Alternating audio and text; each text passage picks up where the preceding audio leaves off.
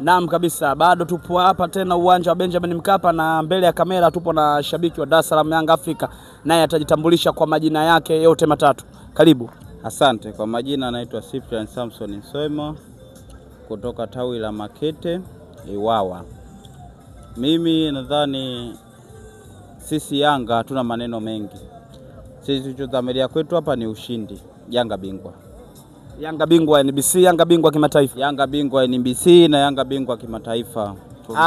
Na pia Yanga mmetoa jezi nyingine. Ni jezi zile zile material kila kitu. Yaani kasoro katoka GSM na imekuja nia, na baadhi ya mashabiki wa Yanga wanakuambia hii nia hii ina maana mengi. Wanasema wengine wana nia ya kuchukua ubingwa wa Afrika, wengine wanasema wana nia ya kuchukua kila kitu. Sawa. Mimi nadhani wako sahihi kabisa kwa sababu nia ina maana nyingi. Nia ina maana ya kuchukua kimataifa, ya kuchukua NBC, lakini pia makombe yote yaliyoko mbeleni mwetu. Kwa hiyo chochote tunachosema kwetu sisi nadhani tuna maneno mengi. Wananchi tunajuana, Yanga bingwa. Pamoja na yote tulionayo, lakini tupende kushukuru GSM kwa sababu wauni walituingilia, wametengeneza jezi feki. Sisi GSM kaamua kutufurahisha kutengeneza jezi nyingine.